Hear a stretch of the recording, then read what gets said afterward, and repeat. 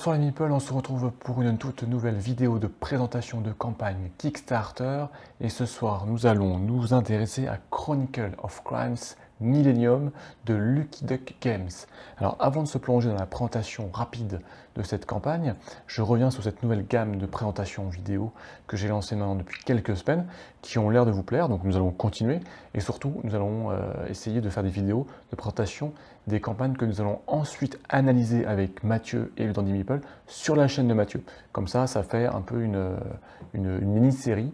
On vous présente le jeu, on vous explique en quelques minutes comment ça fonctionne, ce que c'est, puis quelques jours plus tard ou quelques semaines plus tard, on vous analyse la campagne, on vous donne notre avis et est-ce qu'on part ou pas sur ce pledge.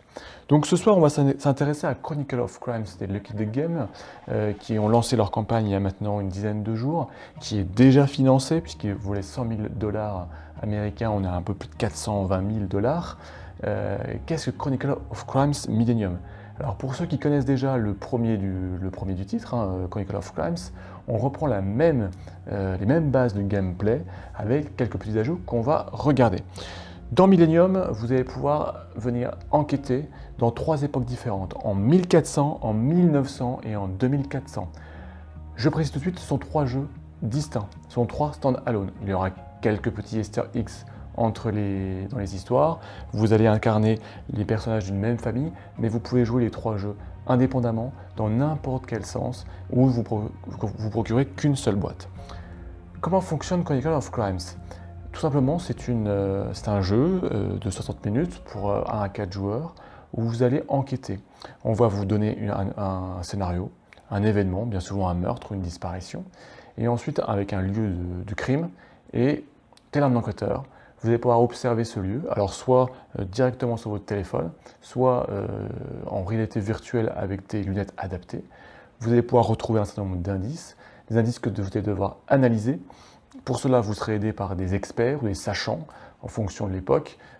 Pendant le premier scénario 1400, vous êtes aidé par votre frère, votre père et votre oncle, qui vont venir chacun avec leur spécialité analyser ces indices, qui vont vous dévoiler de nouveaux lieux où enquêter, et de fil en aiguille, essayer de remonter le fil de l'enquête jusqu'à pouvoir donner votre solution en espérant avoir trouvé la bonne.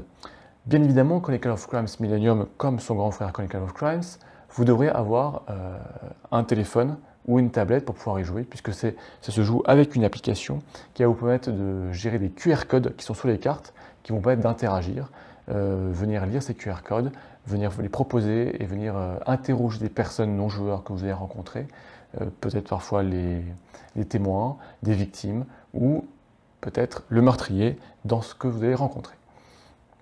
Dans Chronicle of Crimes Millennium, quelques petits ajouts par rapport à son grand frère.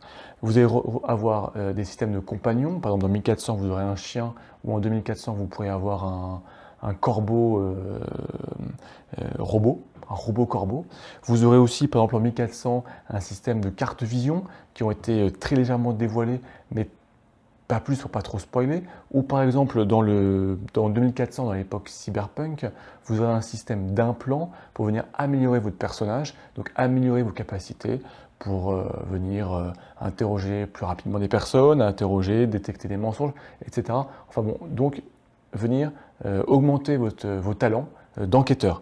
Donc ce sont ça des petits ajouts qui n'étaient pas dans le premier du nom.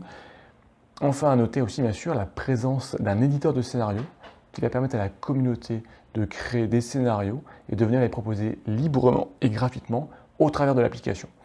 Chronicle of Crimes Millennium est donc une suite logique du grand frère Chronicle of Crimes qui reprend les mêmes bases en venant apporter des nouvelles touches de gameplay pour toujours plus d'immersion et toujours plus d'enquête au sein de ces 3 époques différentes, 1400, 1900 et 2400. Intéressons-nous maintenant à la campagne Kickstarter proprement dite.